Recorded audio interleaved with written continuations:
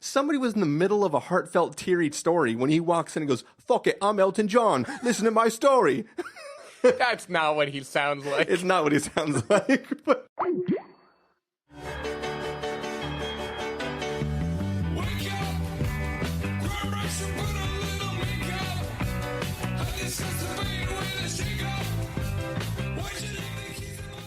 Hello, everybody, and welcome to the Spoiler Warning Podcast. This is review number 559 with a review of Rocketman. I'm Christopher Schnese. And I'm Stephen Miller. If you're joining us for the first time, the Spoiler Warning Podcast is a weekly film review program. Each week in the show, we're going to dive in, debate, discuss, and argue over the latest film releases coming to a theater near you. This week, we are talking about the film Rocketman, which I believe actually came out last week.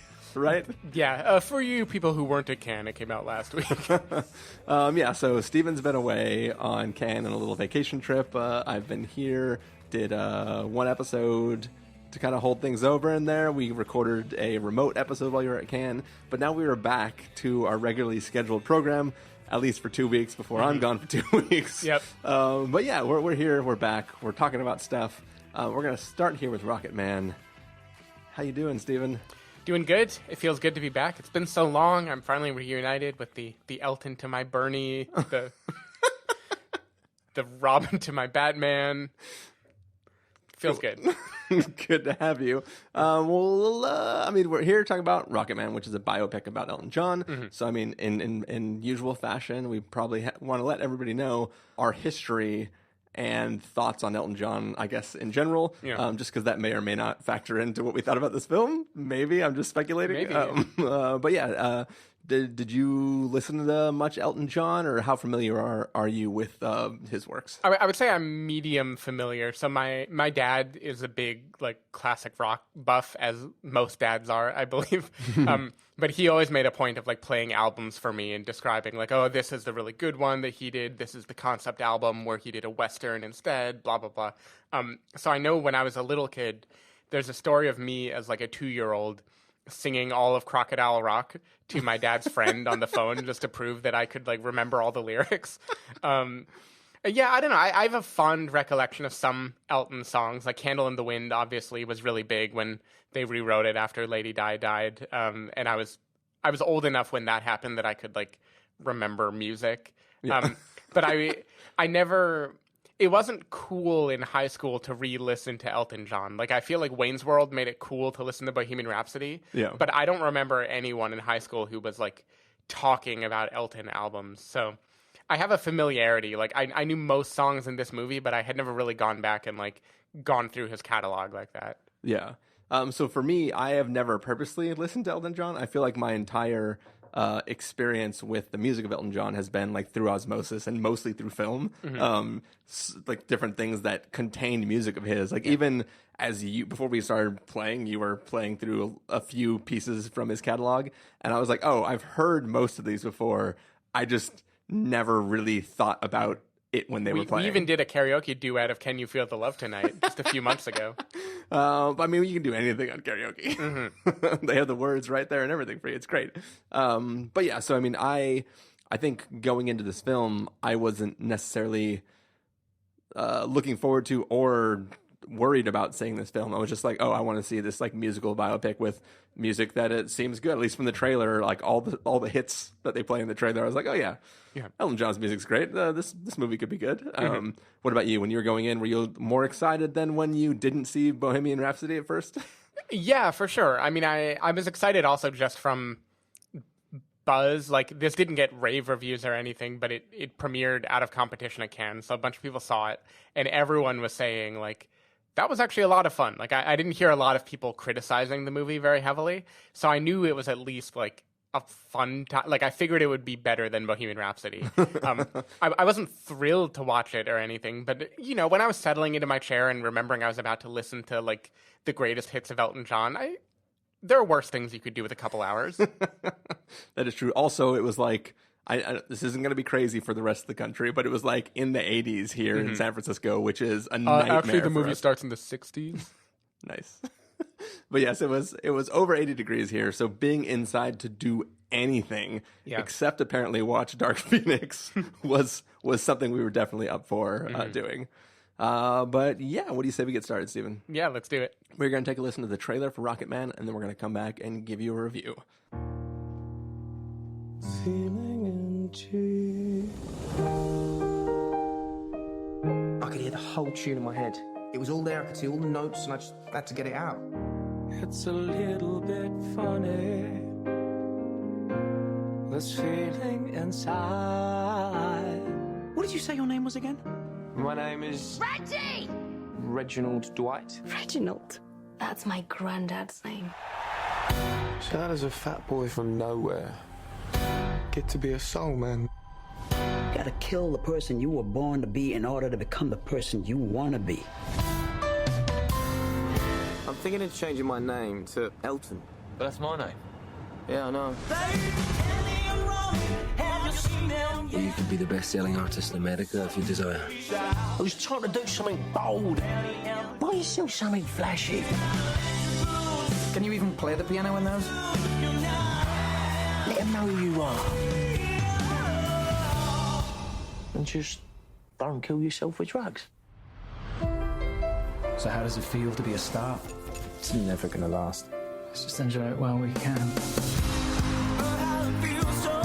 First sleeping arrangements get out, all of this is gone. I just hope you realise you're choosing a life of being alone forever. Don't you want to just sing without this ridiculous paraphernalia? People don't pay to see Reg Dwight. They pay to see Elton John. Sorry. I know.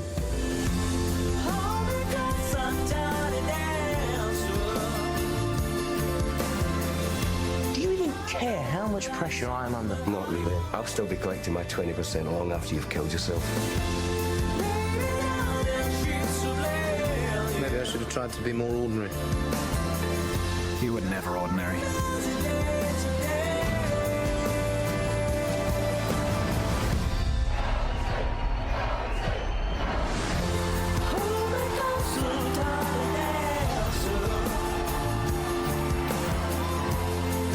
What a shy little boy you were. Look at you now.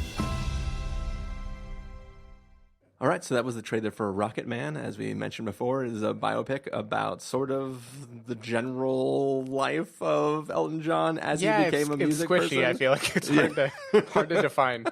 Yeah, it's sort of a nebulous telling of the idea of the experiences that he had while he was raising to fame, I guess. What did you think of Rocketman, Stephen? I liked it. I didn't like it a whole lot. So I think this is much better than Bohemian Rhapsody. Like, I certainly enjoyed it more, and I think it's because this is a movie that, like it or hate it, it definitely wants to be something. Like, it has a style, it has a thing it's trying to do, and it commits to it 100%. Like, it's kind of crazy to me that the same person directed this movie that directed what, like, the scraps of Bohemian Rhapsody became, because I feel like Bohemian Rhapsody was no style. It was just like, we're going to play through all the songs of Queen. Nobody's even going to live sing. We're just going to hit play on the CD player, right? And like, we're going to watch lip syncing for a little bit. And in between, we're going to stitch like the most Dewey Cox, like obvious biopic we can. And this movie right out of the gate is like, it throws reason to the wind, right? It's very magical realism. It's very much like, we are going to dance through the psyche of Elton John, basically, and we are going to depict his life the way he would have depicted it. And that means it is very much in his style, which is like cotton candy, very campy, very like over the top and exaggerated. Yeah. And that is not my style, but I liked that it did it anyway. I don't know. I respected it more than I liked it, I think. Yeah. For me, the camp wore thin after a little while, and there were a few times when it really didn't work for me. Like, toward the beginning, I was getting a little worried, because when it's the younger kid singing, like there's a scene where the younger kid is at the piano and he suddenly starts like hammering out an Elton John song and singing, and that was my dumb wiener kid moment. That was like, I cannot spend too much time watching this little kid be like unreasonably prolific at singing at the piano. But lucky for you, he ages to 4 different generations Exactly. while he is in the middle of this one song. Yeah, and that is the kind of the magical realism element of this that made the movie be still totally fun for me, because it never stays in one place for too long. It is always jumping around. It does not sit with the lows at all. It doesn't give you the normal biopic beats. It's very much like sing and dance through the mostly fictional, I think, autobiography of Elton John. Certainly anachronistic. Like the songs, the order that they appear is not true at all. Like Elton John did do his first big tour at the Troubadour, but he already had a #1 album by then, and Crocodile Rock wouldn't come out for like 2 more years. Yeah. So like they didn't care at all about telling the truth about this. It wanted to be like a jukebox musical about Elton John that was vaguely relevant to whatever his life happened to be at the same time. Yeah. So I don't know. A few things come over really well, like how insanely prolific Elton and Bernie are. I feel like that was really interesting to see, and the movie, if anything, downplayed it. Like I looked up afterwards, and in real life, between I think 1973 and 1975, they released 7 #1 albums. Like they were just insane. Like they would just sit in a room, much like it's depicted in the movie. Bernie would write lyrics in an hour. Elton would look at them and hammer out music in like 25 minutes, and that would be it. Like, yeah. And they just could keep doing that over and over again. So I feel like the movie definitely has enough of the joy of music to keep you going. I don't think when it gets personal into like the story of addiction, at least like the more standard parts of the lows of the low, it kind of felt like it wasn't taking itself seriously, so I didn't really feel like I needed to either. Yeah. But yeah, I don't know. I think Taron does a good job of it. I respect, like, this movie is happy to be way more queer than Bohemian Rhapsody was. Like, it has no problem showing from the very beginning Elton John was gay. Here he is making out with men. Deal with it. Yeah. And, like, again, that goes back to it was much more, like, true to the person of Elton, even if it isn't true to the facts of Elton. Yeah. Yeah, I don't know. I felt fine watching it, but I didn't love it at all. Well, Stephen, I didn't love it at all either. So I enjoy musicals. Yeah. I like the spectacle of a musical. I love the spontaneous breaking into song that is communicating the emotion of whatever the moment is. But the thing is, in true to form musicals, the characters are narrating their emotions at that time. They're not having just completed a vaguely similar situation, singing a song which divvies out the lyrics to random characters and then trying to communicate a thing that may or may not actually match to the, like, this film implies simply through its narrative that some of these songs are based on like this fight he has with his dad, and but it very clearly then contradicts that, because we know that he didn't even write the lyrics, right? Yeah, exactly. So it's like a thing where it's like I'm watching a film that has good music, has good, interesting choreography, slips in and out of real life and this make-believe world in a way that should be really compelling to me and interesting. But I think the narrative shorthand of the film pulls me out of the magical realism that you're talking about and makes me slightly annoyed with what I'm watching, because we're getting no narrative. Like, Sure. Right? It's like, oh, genius piano boy, now he's a rock star. And also now he drinks and does coke. Yep. And then it's like there's never nuance to the character. We don't see a gradual descent. There's literally it's not even a joke. It's a sudden moment where he wakes up a week after the last scene and suddenly he's an addict and it's all crazy. And I guess in some world you can call that an artistic way to show that, like, here was him just getting into fame and now this is him diving into that thing. But just for me, that didn't work. I think from the beginning of this film, what set me off was some minor spoilers for the narrative framing of this film. This film is technically flashback in that Elton John has walked into like some sort of AA type group because he wants help. Mm-hmm. And he is framing everything we're seeing as his narration of what his past life has been. Mm-hmm. This motherfucker... The first, like, 3/4 of the movie, at least. Yeah. But this motherfucker storms in unannounced to a place where everyone knows who Elton John is. Sure. And fucking takes over a therapy session for 2 hours. Mm-hmm. This guy's an asshole. I could not. Is that not clear from the movie? Yeah, but like I could not watch this film, and everybody is like, "Oh, Elton, tell us more about your life," and they're eating it up. Somebody was in the middle of a heartfelt, teary story when he walks in and goes, "Fuck it, I'm Elton John. Listen to my story." That's not what he sounds like. It's not what he sounds like, but that was as like pompous as I could sound. But you know what I mean? Like, from the get-go, I was annoyed at what I was watching. I was like, has he been going to this session for a while? Do these people? No. Oh, he just barged in, and also is dicking over a whole concert. Like, because he's larger than life. It just the narrative framing annoyed me, and I think that really there's nothing compelling about the story.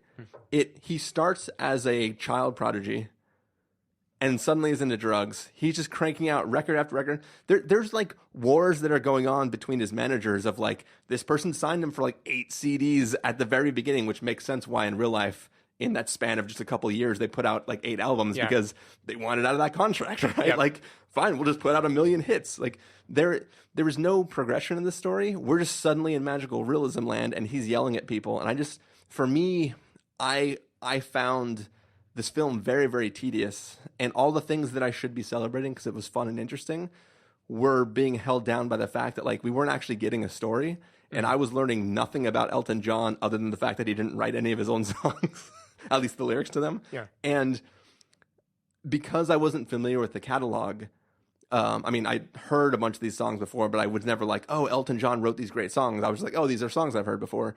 I was lacking something to draw me in. This film feels like a film where if you are a fan of Elton John, you may be really, really into it. But this isn't a film that makes you become a fan of Elton John. Like, I didn't actually watch Bohemian Rhapsody. I don't know if that film makes you like Queen at all. But I feel like you should walk into a film like this and go, God, this man was a genius. And when I walked out of that film going, God, I'm glad this movie is over. And I just, for some reason, it just didn't connect to me at all. And I think it's the way it played fast and loose with why things were becoming magical. And it felt like going to see a stage musical where they were just lightly, even tangentially pretending to be the real people and just using the music. Like I've told you before, I saw the musical We Will Rock You in Vegas, like when it first played in the US.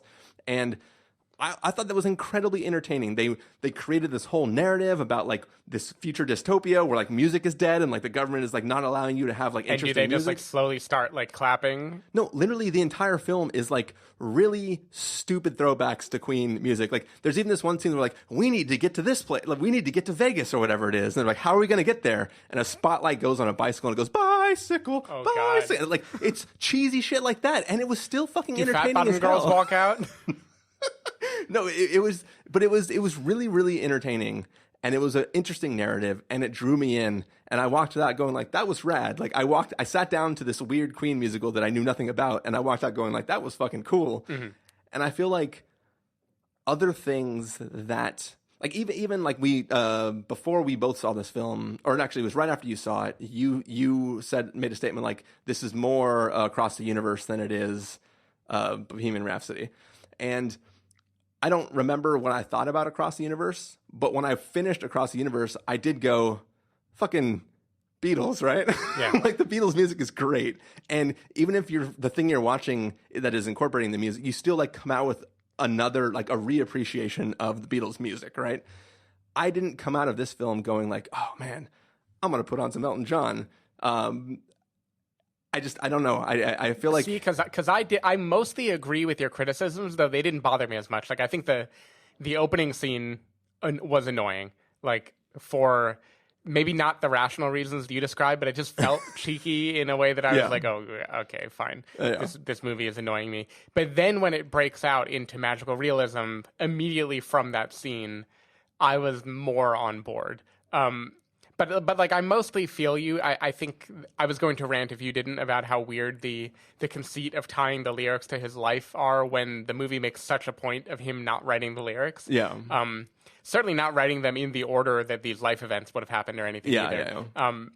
So I kind of had to start feeling like, why am I enjoying this anyway? And the answer is it was just kind of a distillation of Elton John's brand or his style, right? This is how him now, as a 70-something-year-old man, looks back at those years, right? So time, when things kind of fast forward, they just time jump. That's probably how it feels to be in the throes of fame, right? And in addiction, and you crash one night and you wake up a week later and there's a party going on and you don't remember it happening and you're in the middle of it out of nowhere, you know, like I think there's something there to like. I do think caring about Elton John at least a little bit beforehand is probably a decent precondition. Yeah. Because this is like very much about him, and it's like a celebration of his style and his way of living, right? Which is the very glam rock, over the top, extreme, campy everything.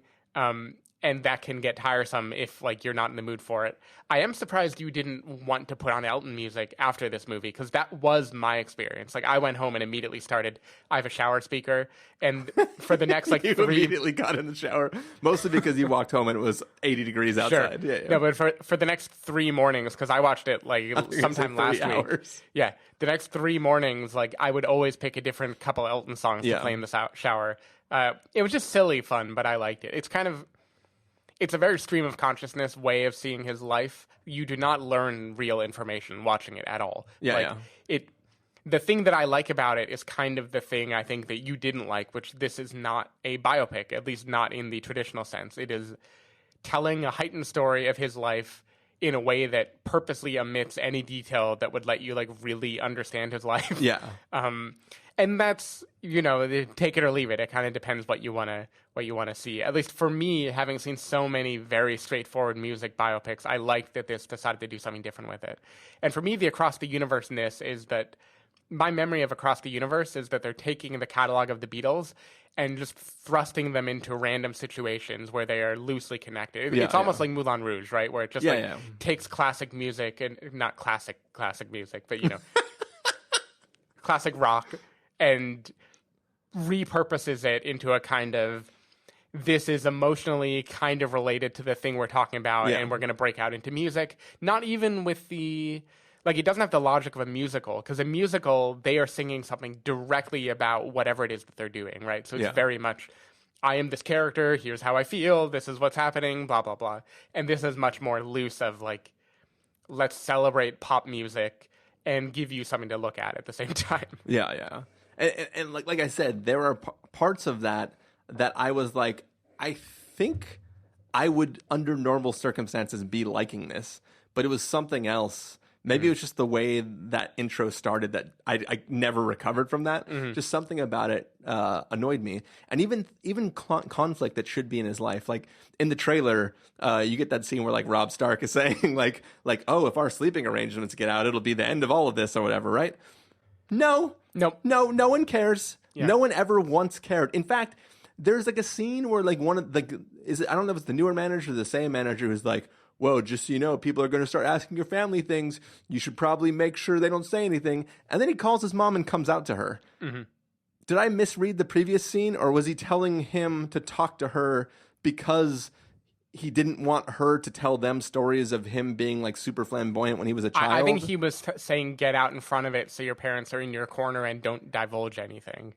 Like, soften the blow now. Okay. So if paparazzi comes asking, they're savvy enough to not say anything that would lead them to it. Yeah, but like either way, it was making sure they don't let it out, right? Right. Yeah. So it felt weird to like have him call her not. I mean, she whatever, but like theoretically, she doesn't know, and he's telling her. But there wasn't a scene. Hey, reporters are going to come around. Can you keep it under wraps because it'll be bad for my career? So it just felt weird to me to like that. Like the film doesn't care about it until this one scene, but it doesn't actually make out stakes for you. So it's like, why should I be worried for the character to just be himself when like we've watched an entire movie of him just being himself, right? Yeah. So I think and it is an interesting thing because it's like a hindsight benefit, right? Because in hindsight, Elton has been out for a while. He did this thing where I think in the like late 70s or early 80s, he came out, quote, as bisexual. And it wasn't until like 10 years later that he felt comfortable being like, no, I'm gay. And the reason I think is because he had to come out as bi to preempt like the rumors that were going to happen about him having been with men, and then he married a woman, and it was kind of like, you can still like me, like, you know, I can still be in the public eye. But also the 70s were a weird time because people were, you know, bands like Queen, right, were very overtly being like flamboyant in different ways, and everyone turned a blind eye to it because they'd be like, well, I don't think that stuff is okay, but this is rock music. And I feel like Elton lived in that world, which is very hard to remember now, which is like he could be completely himself on stage, but still the hint of a personal life that is like not heteronormative would have probably hurt him very badly. And it's a very, very weird disconnect between the person that is clearly being projected on the stage and the person who you want to believe exists in real life. I think also one more thing, if I could just complain about one last thing. I love magical realism that is metaphor for actual things happening. And I feel like with the exception of him floating at the Troubadour, where it's like, Troubadour? That's what it's called? Yeah. In that scene, the idea is that like literally the crowd is starting to rise up because they're jumping around and having fun. And it's like him visualizing their moment of him literally flying and taking off as they are really loving what he is doing. That whole scene, great, right? All of that is great. If that was the magical realism we were getting, where we were seeing a heightened version of actual events, that would be great. But like what we get most of the time, like him walking through a party and just singing to himself when no one else is participating in it, and like he's singing a song that seemed to be about one thing that me closer, tiny but it's like, who is he singing that to or about, right? He was literally in a scene where he said, I want to hang out alone. You go flirt with that girl and do ecstasy or whatever you're doing. I don't know if they had ecstasy back then. I'm really into drugs, guys. but it felt like such a weird time to sing that song, right? Like who is that? Who is it about? I don't know. No, it's not about that guy or him alone at a party. I don't know. Unless the Tiny Dancer is his diminishing ego in that moment. I think they found like just little lyrical things that were related. It was usually the opening of the song, I think, is what they linked to. Because in this case, it was like blue jean baby, long haired lady. Dark. I don't remember the lyrics. But he's not singing about a girl or a boy. But he's looking at the girl who is taking Bernie away, and he's singing. Oh, and Bernie's writing the songs anyway. Exactly. So in that moment, it would have made more sense for Bernie to sing it. Yeah. But yeah, I don't know. Some of it, I think, making the songs autobiographical does make sense because at least one or two albums were kind of concept albums about their life together. But most of these songs didn't come from those. So yeah, I don't know. It was a silly conceit. I just feel like it was. Remember, like, compare this to the last Elton John jukebox musical that I've discussed on this podcast, Romeo and Juliet.